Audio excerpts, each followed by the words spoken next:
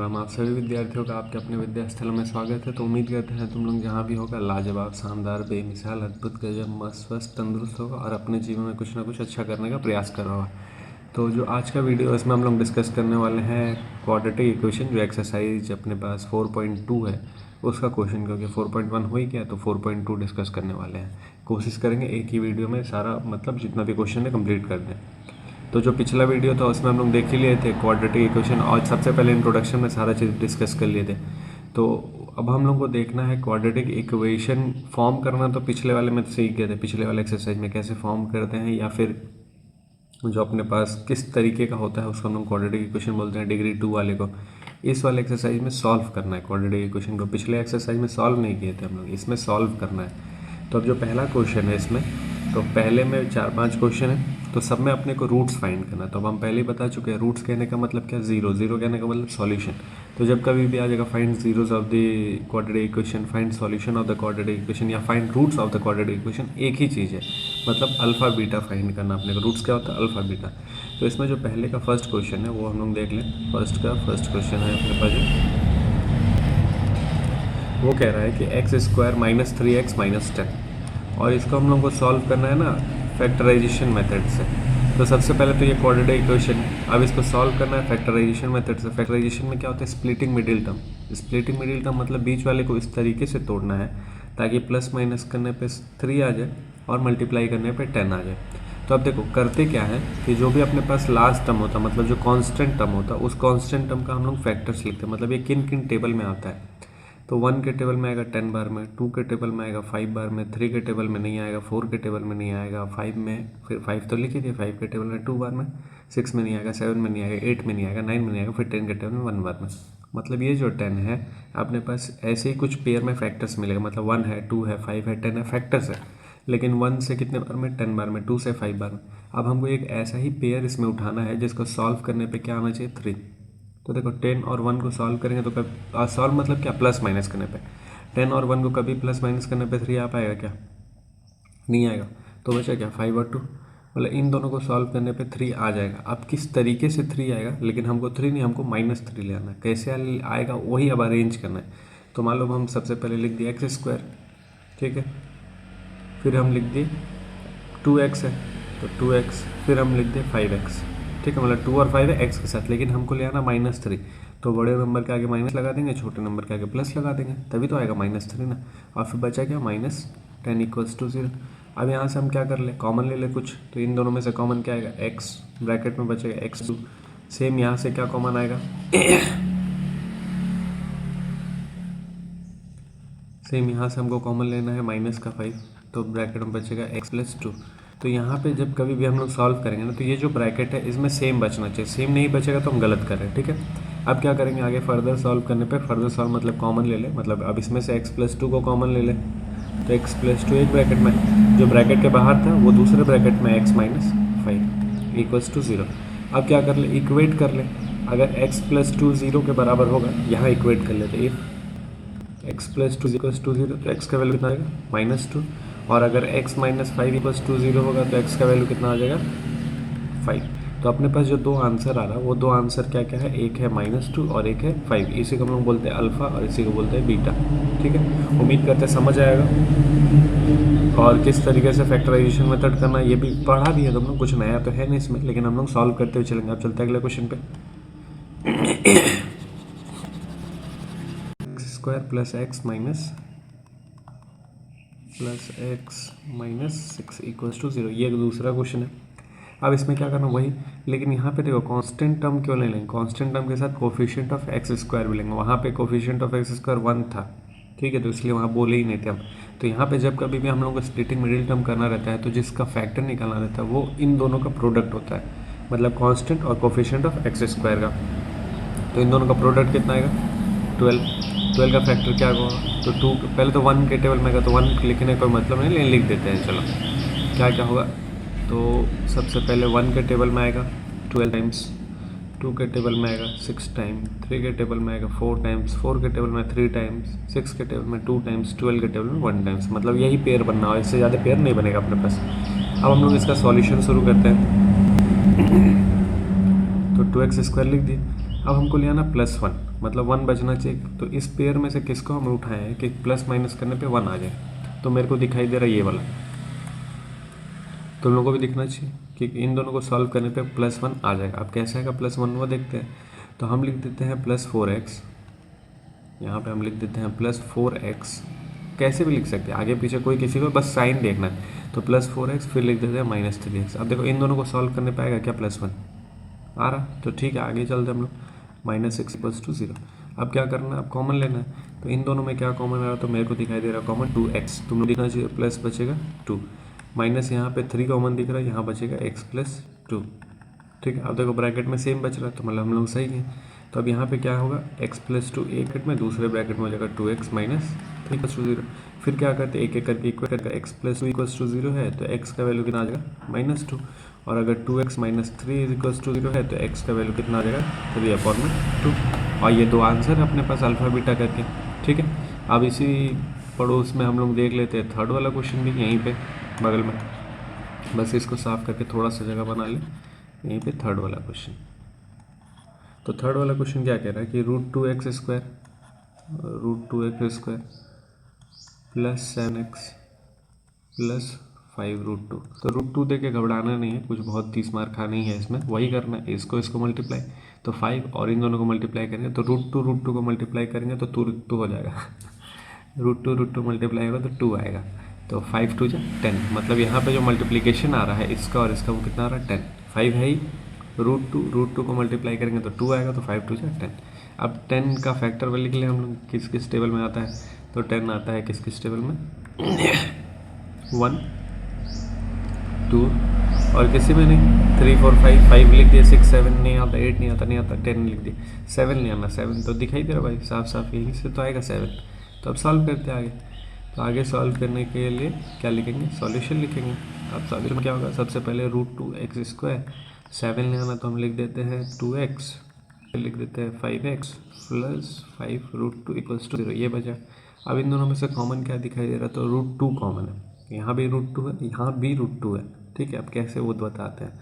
तो √2 कॉमन ले लेंगे तो यहाँ बचेगा केवल x, और यहाँ बचेगा √2, क्योंकि अभी थोड़ी देर पहले हम बताया √2 को मल्टीप्लाई करने पे आता है 2, तो वही 2 में से अगर √2 बाहर निकाल दे तो केवल क्या बचेगा √2। ठीक है, प्लस यहाँ क्या बचेगा, यहाँ तो 5 कॉमन दिखाई दे रहा है तो 5 कॉमन ले लेते हैं, √2 देखो में फिर से सेम बच गया, तो मतलब हम लोग सही चल रहे हैं, कोई दिक्कत नहीं है, लिख लिया जाए। तो एक ब्रैकेट में लिखेंगे x + √2 और एक ब्रैकेट में लिखेंगे √2x + 5 = 0। अब एक एक करके सॉल्व कर लेंगे। तो अगर x प्लस, मतलब यहाँ इफ़ लिख दिया करना, इफ़ करके, इफ़ x + √2 = 0 होगा तो x का वैल्यू आ जाएगा -√2, और अगर √2x + 5 = 0 होगा तो x का वैल्यू आ जाएगा -5/√2। ठीक है, तो ये अपने पास अल्फा बीटा निकल के आ गया। तो कुछ था नहीं, बस सिंपल था, सॉल्व करना था, उसको सॉल्व कर लिया स्प्लिटिंग मिडिल टर्म्स और आंसर निकल के आ गया। जो रूट निकल रहा है उसको हम लोग अल्फा बीटा बोलते हैं। अब चलते अगले क्वेश्चन पे, इसको साफ करके।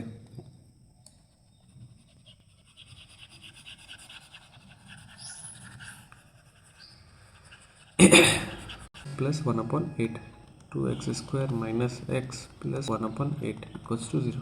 तो सबसे पहले तो इसको हम लोग सिंपल चेंज करने वाला, अभी फ्रैक्शन में दे रखा है, इसको हम लोग होल नंबर में चेंज करते हैं। तो एलसीएम लेंगे, एलसीएम लेके जब सॉल्व करेंगे तो यहाँ पे अपने पास जो बचेगा वो होगा 16x² - 8x + 1 = 0।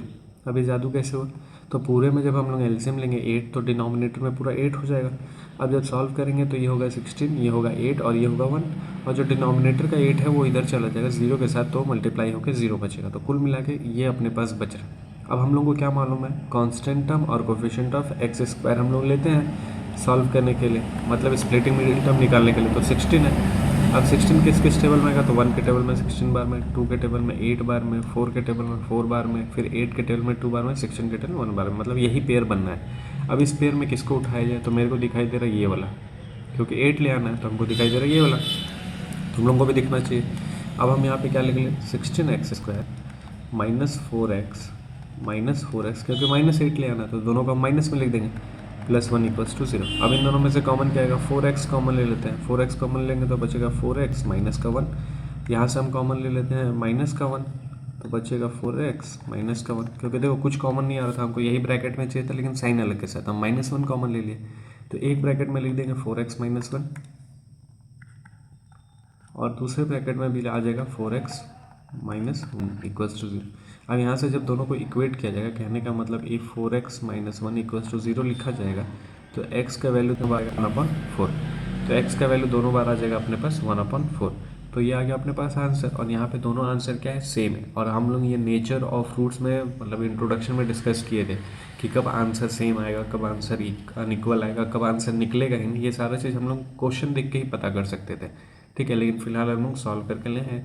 अब चलते हैं अगले क्वेश्चन पे, क्वेश्चन नंबर 5 जो है तो उसको साइड में ही कर लेते हैं, साइड में इसको इरेज कर ले। क्वेश्चन नंबर 5 क्या कह रहा है, 100x² minus 20x plus 1 equals to 0, ये है अपने पास। अब इसको अगर सॉल्व करना है तो सॉल्व करने के लिए क्या लिख ले, सबसे पहले तो स्प्लिटिंग मिडिल टर्म करना है तो इन दोनों को मल्टीप्लाई करेंगे तो 100 है। अब देखो मन में करना, बार बार लिख के नहीं करना, अब कोशिश करना मन में करने का।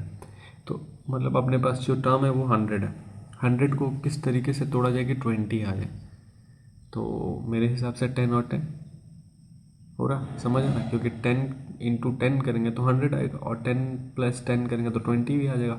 तो यहाँ पे जो स्प्लिटिंग मिडिल टर्म है वहाँ क्या लिख देंगे 10 और 10।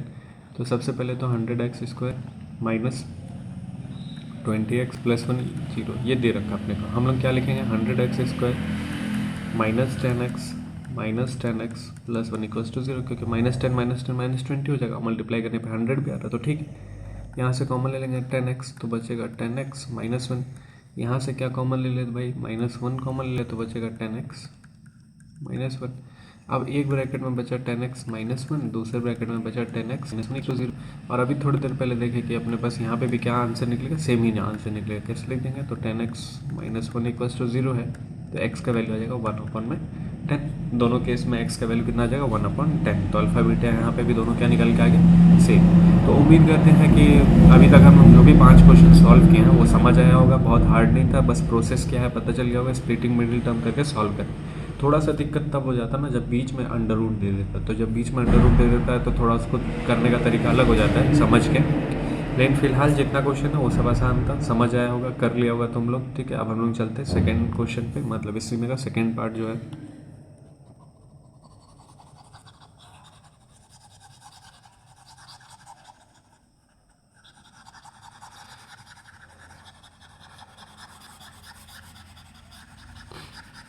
इक्वेशन है। इसके पहले हम लोग पढ़े थे pair of linear equation in 2 variable, तो वहाँ पे हम लोग 2 वेरिएबल लेके सॉल्व कर रहे थे, एक को x एक को y मान के। लेकिन यहाँ पे हम लोग को 2 वेरिएबल नहीं लेना है, यहाँ एक ही वेरिएबल से दोनों को रिलेट करना है, ठीक है। अब जैसे क्या हो गया, 2 लोग हैं यहाँ पे, जॉन एंड जीवंती, कह रहा है कि है 45 मार्बल्स, तो जॉन और जीवंती के पास टोटल मिला के 45 मार्बल। तो ये थोड़ी हम लिखेंगे कि जॉन के पास x था, जीवंती के पास y था और दोनों का मिला के मार्बल कितना है 45, ठीक है।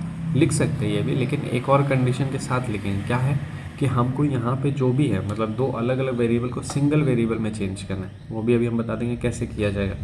उसके बाद आगे कह रहा both of them lost 5 marble, दोनों के पास 5-5 मार्बल गुम हो गए। अब एक एक करके सिचुएशन बनाते जाए, ठीक है। तो क्या लिखते हैं सबसे पहले, let John have x marbles, ठीक है। जॉन के पास कितना मार्बल हो गया x मार्बल। और देखो एक सिचुएशन क्रिएट कर रहे हैं, लेकिन हम वहाँ पे ये लिखेंगे ना, हम डायरेक्ट लिखना चाह रहे हैं। जैसे हम क्या बोल रहे, जॉन के पास x मार्बल था, जीवंती के पास y था और दोनों मिला के कितना था 45। यही क्वेश्चन बोला ना कि जॉन और जीवंती दोनों के पास मिला के 45 मार्बल था। जॉन का मार्बल x है, जीवंती का मार्बल y है। अगर हम जीवंती के मार्बल को भी x में लिखना चाहें, कहने का मतलब y का वैल्यू अगर हम x में निकालना चाहें तो कुछ ऐसा लिख सकते हैं क्या, समझ आया। यही करना है यहाँ पे, मतलब यहाँ पे 2 वेरिएबल नहीं लेना है, 2 वेरिएबल को चेंज करना है एक सिंगल वेरिएबल में। तो यहाँ पे भी देखो, जैसे इसको अगर हम x बोल रहे हैं, जॉन के पास कितना मार्बल x, तो जीवंती के पास देन जीवंती है कितना मार्बल 45 माइनस x मार्बल। हम यहाँ पे ये वाला स्टेप बचा है लिखने से, चाहते तो हम ये भी लिख देते जीवंती है y marble, according to question ये लिखते हैं, फिर y का वैल्यू ये निकालते, मतलब लंबा होता थोड़ा सा। लेकिन हम कोशिश किए कि डायरेक्ट एक ही लाइन में ये लिख दें। क्यों, क्योंकि यहाँ पे हमको सिंगल वेरिएबल में लिखना है, ठीक है, समझ आया है? आगे बढ़े। तो ये हम साइड में बता दें कि ये कैसे आया, मतलब जीवंती का मार्बल कैसे है। दोनों के पास भाई, जैसे मान लो मेरे पास टोटल 45 मार्बल है, मेरे पास 10 है, तो अगले के पास कितना हो जाएगा? 35। तो 35 कैसे होगा? 45 में माइनस करके आएगा, वही चीज़ यहाँ लिखा हुआ है, ठीक है, बहुत कुछ रॉकेट साइंस नहीं है। अब आगे क्या कह रहा है कि both of them lost 5 marble each, मतलब दोनों लोग 5-5 मार्बल गुम कर देते हैं। तो अब हम लिख देते हैं अकॉर्डिंग टू क्वेश्चन। तो अकॉर्डिंग टू क्वेश्चन अब क्या हो जाएगा अपने पास? Both lost 5 marbles each, then John have, तो जॉन के पास कितना हो जाएगा? x माइनस 5 हो जाएगा क्या, ठीक। और इसी प्रकार जीवंती है, जीवंती के पास कितना हो जाएगा? 45 माइनस एक्स माइनस 5, तो ये बचेगा अपने पास 40 माइनस एक्स। समझ आया? पहले उतना था तो 5-5 गुम कर दिए तो इतना बचा।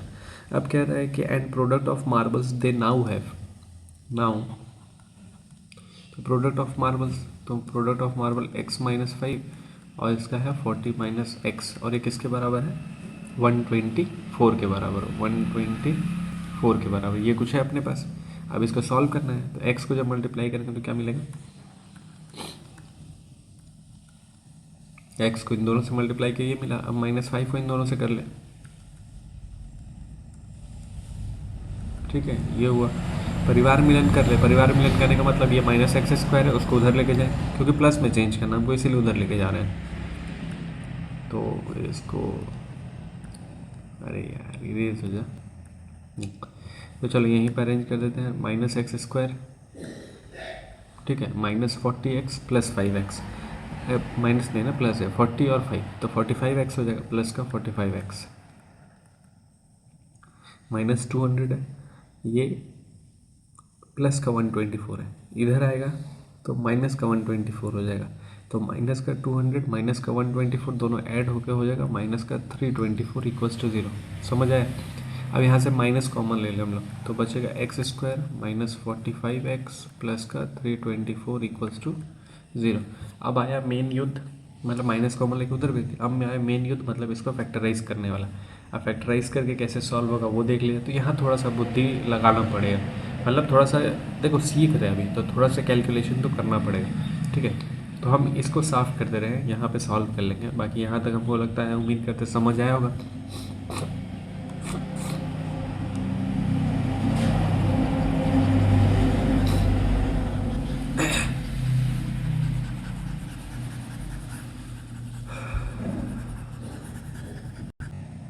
तो इतना छोटा तो चाहिए नहीं, 45 ले आना है, तो बड़ा नंबर चाहिए अपने को। 9 के टेबल में जाएगा क्या? तो 9 के टेबल में जाएगा, कितने बार में जाएगा? तो 9 3 जा 27, ठीक है, कितना बचा? 3 2 5, 9 6 जा 54, देख लो 36 और 9 कितना होता? 45 आ रहा है ना। तो वही करते करते सीख जाएंगे, कोई बहुत, वो फिर से पता, कोई बहुत रॉकेट साइंस नहीं है, करते करते सीख जाएंगे, लेकिन करना ऐसे ही, ट्राई ऐसे ही करना है, ठीक है। तो हमको पता चल गया 36 और 9 लेना है, तब अपने पास क्या आ जाएगा? 45 आ जाएगा। तो जो यहाँ अगला स्टेप लिखेंगे हम लोग, क्या लिखेंगे? x² माइनस, क्या ले आना अपने को? माइनस का 45, तो दोनों ही माइनस में लेना पड़ेगा, -9x माइनस 36x, तो -45 आएगा, प्लस का 324 इक्वल्स टू 0। अगला स्टेप यहाँ लिखते हैं, यहाँ से हम x कॉमन ले लेंगे, मतलब इन दोनों में से x कॉमन आएगा, तो बचेगा x माइनस 9, ठीक है। अब दूसरे ब्रैकेट में भी सेम बचना चाहिए, तो भाई सेम बचना है अगर, तो -36 कॉमन ले लेंगे, क्यों? क्योंकि यहाँ 36 x के साथ हमको यहाँ सिंगल x चाहिए, तो 36 कॉमन आएगा, तो ब्रैकेट में क्या बचेगा? x माइनस 9 ही बचना चाहिए। 9 को भी चेक कर लीजिए, 6 9 या 54, 5 कैरी 27 324 आ रहा है, वह क्रॉस चेक करना जरूरी है। अब एक ब्रैकेट में लिखेंगे x माइनस 5, दूसरे ब्रैकेट में लिखेंगे x माइनस 36 इक्वल्स टू 0। अगर वही चीज़ x माइनस 9 इक्वल्स टू 0 होगा, if x minus 9 equals to 0 होगा, तो x का वैल्यू क्या आ जाएगा? 9, मतलब x हम लोग क्या माने थे, किसके पास था? जॉन के पास। अगर जॉन के पास 9 मार्बल रहेगा, तो जीवंती के पास कितना हो जाएगा? 36, ठीक है। और अगर दूसरा कंडीशन क्या है? x माइनस 36 इक्वल्स टू 0, तो x का वैल्यू कितना आएगा? 36। तो मतलब दोनों कंडीशन है यहाँ पे, जॉन के पास 9 मार्बल भी हो सकता है ठीक है, यहाँ जो हम लोग लिखे, या जॉन के पास 36 मार्बल भी हो सकता है। अगर जॉन के पास 9 मार्बल है तो जीवंती के पास 36 हो जाएगा। अगर जॉन के पास 36 था तो जीवंती के पास 9 मार्बल हो जाएगा। तो उम्मीद करते होंगे ये तुम लोगों तक पहुंचा होगा, मतलब वहाँ तक पहुंचा होगा और समझ आया होगा। बाकी अब हम लोग चलते हैं अगले क्वेश्चन पे। तो कुछ है नहीं, क्वेश्चन वर्ड प्रॉब्लम पढ़ना है, इक्वेशन बनाना है, सॉल्व करना है। तो नेक्स्ट क्वेश्चन देखा जाए।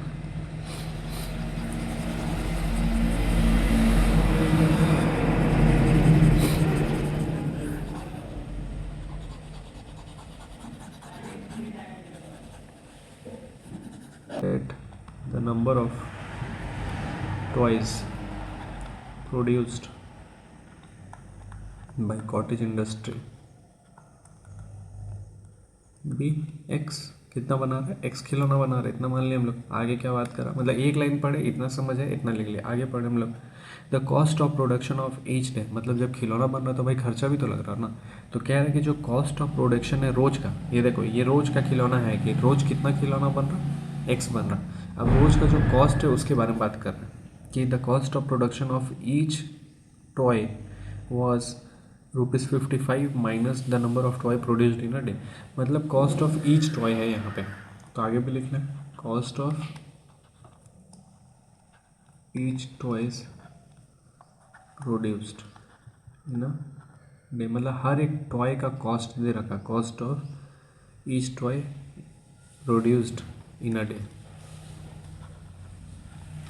इक्वल्स टू क्या दे रखा, 55 minus number of toy produced in a day. मतलब 55 दे रखा, 55 माइनस नंबर ऑफ टॉयज, तो नंबर ऑफ टॉयज एक्स मान लेते, तो ये एक सिचुएशन हो गया। आगे कह रहा है कि ऑन अ पर्टिकुलर डे, किसी दिन जो टोटल कॉस्ट है वो 750 रुपये है। अब देखो जैसे हम क्या बोल रहे हैं कि हम गुटखा खा रहे हैं, एक गुटखा का दाम 5 रुपया है और एक दिन में हम 10 गुटखा खा रहे हैं, तो कितना खर्चा लग रहा होगा मेरा, 50 रुपये लग रहा होगा ना। खर्चा कैलकुलेट हो गया ना, ये तुम लोग आसानी से कैलकुलेट कर ले रहा होगा क्योंकि तुमको अपनापन जैसा लग रहा होगा इस वाले सिचुएशन में। या फिर मैं ऐसा बोल दे कि एक सिगरेट पी रहे हैं हम, एक सिगरेट का दाम है 10 रुपया, ठीक है, और एक दिन में हम 100 रुपये का सिगरेट पी जा रहे हैं। क्वेश्चन थोड़ा सिचुएशन अलग कर दी कि हम सिगरेट पी रहे, एक सिगरेट का दाम है 10 रुपये और हम एक दिन में 150 रुपये का सिगरेट पी जा रहे हैं। तो भाई कितना सारा सिगरेट पी रहे, 15। ये कैलकुलेट हो पा रहा ना। वही सिचुएशन यहाँ पे है कि भाई number of toys produced by cottage industry, एक दिन में कितना टॉय प्रोड्यूस कर रहा है, एक्स। एक दिन में कितना टॉय प्रोड्यूस कर रहा है, एक्स। हर एक टॉय का जो दाम है वो कितना है, 55 माइनस एक्स। टोटल कॉस्ट अगर निकालना तो क्या करेंगे, दोनों का मल्टीप्लाई कर लेंगे क्या, वही तो टोटल कॉस्ट निकलेगा एक दिन का। तो टोटल कॉस्ट एक दिन का दे रखा है 750, लेकिन यहाँ पे क्या हो जाएगा, एक्स मल्टीप्लाई 55 माइनस एक्स। समझ आया। तो वही चीज़ यहाँ पे करना है ऑल्सो, या फिर अकॉर्डिंग टू क्वेश्चन या गिवन करके लिख देते हैं कि गिवन टोटल कॉस्ट, तो क्या लिखा है on a particular total cost of production, total cost of production in our day कितना, 750। और अपने हिसाब से क्या आएगा, तो अपने हिसाब से आएगा x multiply by 55 minus x, ये अपने हिसाब से टोटल कॉस्ट। अब इसको सॉल्व करना है, सॉल्व करके इक्वेशन फॉर्म करना है, तो क्या आ जाएगा, 55x minus x square is equals to 750। सबको उधर लेके जाते हैं, तो x square minus 55x plus का 750 इक्वल्स टू 0। ये अपने पास बचा, काम वही है, 750 है, 55 है, तो बीच वाले को इस तरीके से तोड़ना है कि मल्टीप्लाई करने पे 750 आ जाए। तो हमको दिखाई दे रहा है 30 और 25। कैसे दिखाई दिया, कैलकुलेट करते करते तुम लोग को भी दिखाई देने लगेगा। तो तुम लोग को सोचना है कैसे क्या होगा, तो वही सॉल्व करके देखना है एक बार। तो हम डायरेक्ट बता दिए 30 और 25 है यहाँ पे, तो हम क्या लिखेंगे, x square minus 30x minus 25x plus का 750। अब यहाँ से क्या लिख देंगे, तो x कॉमन ले लेंगे तो बचेगा x माइनस 30, यहाँ से माइनस 25 कॉमन ले लेंगे तो बचना चाहिए x माइनस 30, क्योंकि ब्रैकेट में तो सेम बचना चाहिए, इक्वल्स टू 0। अब क्या होगा, एक ब्रैकेट में होगा x माइनस 30 और एक ब्रैकेट में होगा x माइनस 25। फिर वही सॉल्व करेंगे तो x का वैल्यू कितना आ जाएगा, 30 और x का वैल्यू कितना आ जाएगा, 25। कहने का मतलब क्या है कि जो नंबर ऑफ टॉय प्रोड्यूस होगा कॉटेज इंडस्ट्री में वो 30 होगा। और अगर लिखना पड़ेगा तुम लोग को इसके बाद कि जो नंबर ऑफ टॉयज अगर 30 है, यहाँ पे लिख देते हैं ये लेते हैं, इसके बाद हम लोग यहाँ पे आ जा रहे हैं, ठीक है। ये करेंगे कि इफ़ नंबर ऑफ टॉयज 30 होगा देन कॉस्ट क्या हो जाएगा, तो 55 माइनस 30 25 ऑल्सो, या और करके ले देंगे, और इफ़, क्योंकि दो सिचुएशन है ना, ये भी आंसर है। इफ़ नंबर ऑफ टॉयज 25 होगा तो कॉस्ट कितना हो जाएगा 30। दोनों सिचुएशन देखना पड़ेगा, तो दोनों सिचुएशन के हिसाब से अपने पास ये आंसर निकल गया का मतलब 30 और 25। ठीक है, तो उम्मीद करते हैं समझ आएगा, कुछ हार्ड नहीं था। वही बात है, क्वेश्चन पर इंग्लिश समझ आना चाहिए। वर्ड प्रॉब्लम है, इंग्लिश समझ आता है तो क्वेश्चन सॉल्व हो जाएगा। तो 2 क्वेश्चन का इंग्लिश समझ के हम लोग कर लिए, बाकी तीसरे क्वेश्चन का इंग्लिश देखा जाए।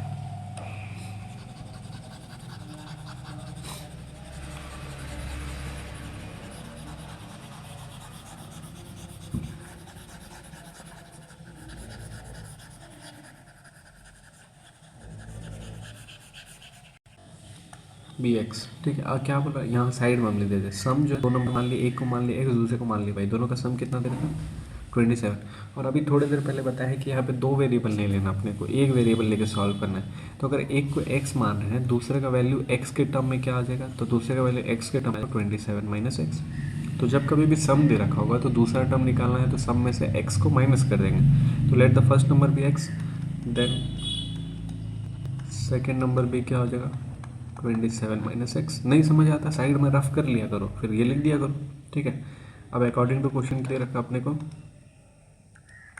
कि प्रोडक्ट 182, तो इन दोनों का जो प्रोडक्ट है मतलब x 27 माइनस एक्स वो किसके बराबर है 182। एक लाइन लिख देना, product of the given number 182। तो जब मल्टीप्लाई कर लेंगे तो ये आएगा 27x माइनस एक्स है 182, और परिवार मिलन मतलब इस दोनों को उधर लेके जाएंगे तो बचेगा अपने पास कुछ ये प्लस का 182 प्लस का 182 और 27 और 182, तो ये आएगा 13 का स्क्वायर 169, 13 और 14, ठीक है। मतलब सॉल्व करके देखना तुम लोग, जैसे करते हैं स्प्लिटिंग मिडिल टर्म, वो करके देखना, पता चल जाएगा। हम डायरेक्ट बता दे रहे कि यहाँ हमको 13 और 14 दिखाई दे रहा है, तो तुम लोग को भी दिखाई देने लगेगा, प्रैक्टिस करने के बाद तुम लोग को भी दिखाई देगा। तो फिलहाल यहाँ लिया, अब स्प्लिटिंग मिडिल टर्म करके करना है, तो हम क्या ले देंगे x y minus 13x minus 14x plus 182 equals to 0। अब यहाँ से कॉमन ले लेंगे x, तो एक ब्रैकेट में बचेगा x माइनस 13, ठीक है। इसको साफ करते हैं, फिर दूसरे में क्या ले लें कॉमन, माइनस का माइनस लेना, तो माइनस का 14 कॉमन ले लें, तो बचेगा x माइनस 13 इक्वल, तो एक ब्रैकेट में है x माइनस 13, एक ब्रैकेट में है x माइनस 14। तो अगर x माइनस 13 इक्वल्स टू 0 होगा तो x का वैल्यू आ जाएगा 13, और अगर x माइनस 14 इक्वल्स टू 0 होगा तो x का आ जाएगा 14। ध्यान लिख देंगे कि अगर फर्स्ट नंबर x है तो दूसरा नंबर क्या हो जाएगा, मतलब x मतलब 13 है तो दूसरा क्या हो जाएगा 14, और अगर पहला 14 होगा तो दूसरा क्या हो जाएगा 13। मतलब दोनों सिचुएशन लेके बताना पड़ेगा, जैसे हम लोग अभी पिछले क्वेश्चन में बताए थे। तो उम्मीद करते समझ आया, कुछ हार्ड नहीं था, ये भी बच्चों वाला क्वेश्चन था। चलते अगले क्वेश्चन पे।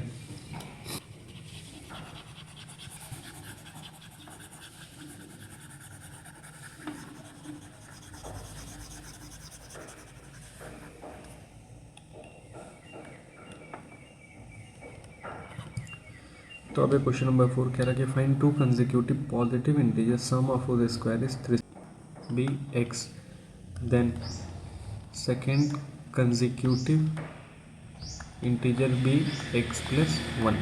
मतलब एक को अगर 2 ले रहे हैं तो दूसरा है 3, मतलब लगातार नंबर लेना अपने को, तो लगातार लेना, तो एक को अगर हम x बोल दें तो दूसरा क्या हो जाएगा x प्लस 1। अब कह रहा है कि जो product sum of whose square according to question, इन दोनों का स्क्वायर का सम जो है मतलब x square plus x plus 1 का होल स्क्वायर, तो ये जो स्क्वायर का सम है वो है 365 के बराबर अकॉर्डिंग टू क्वेश्चन ये है। अब इसको सॉल्व कर लें, तो एक्स स्क्वायर यहाँ पे फॉर्मूला अप्लाई करेंगे a plus b the whole square, तो a square plus b square plus 2ab equals to 365। इन दोनों को ऐड कर लेंगे तो 2x स्क्वायर प्लस 2x, परिवार में लेन करेंगे इधर आएगा तो माइनस 364 बचेगा। 2 कॉमन ले लें तो यहाँ बचेगा एक्स स्क्वायर प्लस का 2 माइनस का 360 180 182 182 इक्वल्स टू 0। 2x केवल x बचेगा ना यहाँ पे भाई मेरे, केवल एक्स बचेगा, तो x square plus x minus 182। अब 182 है तो इसका वही स्प्लिटिंग मिडिल टर्म करके देखना है क्या क्या मिल सकता है अपने को।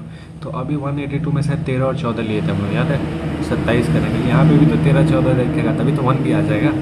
बस वही बात है, 13 14 से 27 भी आ जाएगा, 13 14 से 1 भी आ जाएगा। तो यहाँ पे हम क्या लिख लेंगे, x square minus 13x plus 14x, क्योंकि देखो प्लस 1 ले आना तो बड़े नंबर के आगे प्लस लगा दिए, माइनस 182 इक्वल्स टू 0। यहाँ से कॉमन क्या आएगा x, तो ब्रैकेट में बचेगा x माइनस 13, दूसरे से कॉमन क्या ले लेंगे 14, तो ब्रैकेट में बचेगा x माइनस 13 इक्वल्स टू 0। तो एक ब्रैकेट में बचेगा x माइनस 13, दूसरे ब्रैकेट बचेगा x प्लस 14 इक्वल्स टू 0।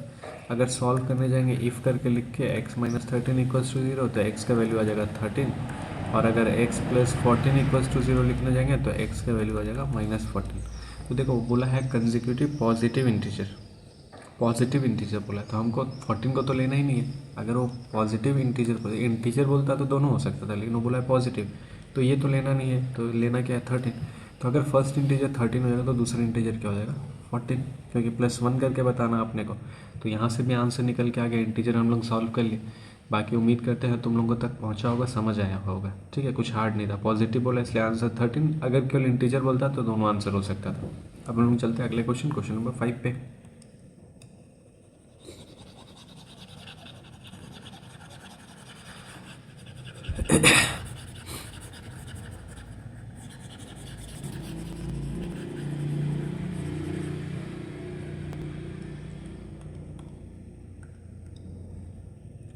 तो हम लोग करते हैं क्वेश्चन नंबर 5। क्वेश्चन नंबर 5 क्या कह रहा था, altitude of a right triangle are, triangle का जो आर्म ग्राउंड से 90 बनाता है वही उसका हाइट होता है। तो यहाँ कह रहा था altitude of a right angle triangle, मतलब इसके बारे में बात कर रहा है। जो एल्टीट्यूड है राइट एंगल ट्राइंगल का वो 7 सेंटीमीटर कम है, तो -7 करते हैं किससे, इट्स बेस, उसके बेस है, तो ये है बेस, बेस को x मान लिए, तो जो एल्टीट्यूड है वो कितना हो जाएगा x माइनस 7, क्योंकि 7 सेंटीमीटर कम है बेस से। आगे कह रहा है हाइपोटेनस कितना है 13, ये सारा सिचुएशन अपने को दे दिया। तो अब इसको हम लोग वर्ड्स में लिख दिया जाए, तो let the base of right angle triangle भी x सेंटीमीटर, ठीक है? सेंटीमीटर में है ना सारा, centimetre. Then the altitude of angle triangle भी कितना हो जाएगा x माइनस 7 सेंटीमीटर, क्योंकि यही दे रखा है। Also given hypotenuse is 13 centimetre, ये सारा सिचुएशन दे रखा अपने को। अब हम लोग को क्या करना है, तो हम लोग को करना है वी नो करके। नो में क्या जानते हैं हम लोग, तो वही तुम सब कुछ लेके भी फिर याद करोगे, ये दिल फिर भी तुम्हें देते हैं, तुम क्या याद करोगे। तो यहाँ पे वी नो में ये होता है राइट एंगल ट्राइंगल में पाइथागोरस आता है। पाइथागोरस के अकॉर्डिंग क्या हो जाएगा, ए सी स्क्वायर, फिगर बना लेना यहाँ पे, A C square is equals to A B square plus B C square, यही तो होता है। याद है कुछ हल्का फुल्का, p square plus b square is equals to h square, perpendicular square plus base square is equals to hypotenuse square, वही तो लिखे यहाँ पे। तो ए सी कहने का मतलब है 13 का, ए बी कहने का मतलब है x minus 7 square, B C कहने का मतलब है एक्स का होल स्क्वायर। अब इसको जब सॉल्व करेंगे तो सॉल्व करने के लिए हम थोड़ा जगह बना लेते हैं, जगह बनाने के लिए इसको साफ कर देते हैं, क्योंकि फिगर वाला कहानी तो हो गया, समझ आया ही होगा। अब हम लोग इसको सॉल्व करें तो सॉल्व में क्या मिलेगा अपने को, 169 इक्वल्स टू, ठीक है, a square plus b square minus 2ab मतलब 14x, ठीक है। इसको सॉल्व करेंगे तो प्लस एक्स स्क्वायर, पूरा परिवार मिलन कर ले तो यहाँ पे मतलब क्या लिख देंगे 2x स्क्वायर, क्योंकि x square 2x square, minus का 14x प्लस का 49 और प्लस का 169 उतर जाएगा तो माइनस का 169, और माइनस कर देंगे 49 तो माइनस का 120 बचेगा इक्वल्स टू 0। 2 कॉमन ले लेते हैं तो बचेगा x square minus 7x minus का 60 इक्वल्स टू 0। अब हमको क्या ले आना है, तो भाई बीच में 7 ले आना है और स्प्लिटिंग मिडिल टर्म में 60 होना चाहिए। तो 60 कैसे आएगा, 7 और 60 का रिलेशन देखा जाए, 12 5 जा 60 प्लस माइनस करने पे 7 आ रहा है, ठीक है। तो क्या लिख देंगे हम लोग, x square minus 12x plus 5x, क्योंकि माइनस 7 ले हम तो बड़े के आगे माइनस लगा दिए, माइनस 60 इक्वल्स टू 0। यहाँ से कॉमन ले लिए x तो बचेगा x माइनस 12, यहाँ से कॉमन ले लिए प्लस का 5 बचेगा x माइनस 12 इक्वल्स टू 0। तो एक ब्रैकेट में आ जाएगा x प्लस 5 और एक ब्रैकेट में आ जाएगा x माइनस 12 इक्वल्स टू 0। वही फिर इफ़ करके जब सॉल्व करेंगे तो x का वैल्यू जो आएगा एक बार -5 आएगा, एक बार 12 आएगा। क्या कभी ट्राइंगल का साइड नेगेटिव हो सकता? नहीं हो सकता। तो जब नेगेटिव ट्राइंगल का साइड हो ही नहीं सकता है तो जो हम लोग को लेना होगा पॉजिटिव लेना होगा, और पॉजिटिव लेना होगा मतलब अपने पास करेक्ट क्या हो जाएगा 12, तो ये 5 का जगह गलत हो जाएगा। तो जो base of right angle triangle कितना हो जाएगा 12, फिर एल्टीट्यूड कितना हो जाएगा 12 माइनस 7 5 हो जाएगा। तो ये दोनों निकल के आ गया। उम्मीद करते हैं क्वेश्चन समझ आया होगा, सॉल्यूशन भी समझ आएगा, कुछ था नहीं इसमें भी। तो इसके बाद एक स्टेप तुम लोगों को वही करना है कि राइट नेगेटिव हो नहीं सकता, side of triangle cannot be negative, therefore it is 12, और बेस क्या हो जाएगा 12, फिर एल्टीट्यूड क्या हो जाएगा 5। ये लिखना पड़ेगा अपने शब्दों में। हम लोग चलते हैं अगले क्वेश्चन पे।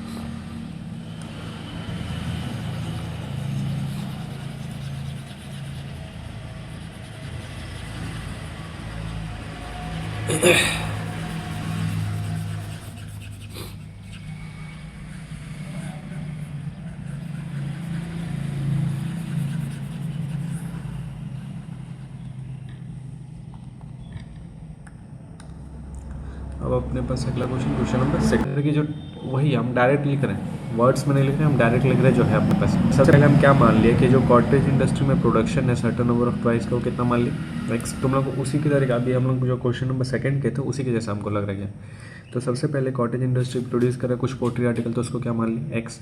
उसके बाद ये है नंबर ऑफ आर्टिकल, ठीक है। यहाँ है कॉस्ट ईच का कॉस्ट जो है each article was 3 more than twice the number of article produce on that day. मतलब एक्स अगर प्रोड्यूस हो रहा है तो उसका दोगुना प्लस 3, ये है cost of each poultry article.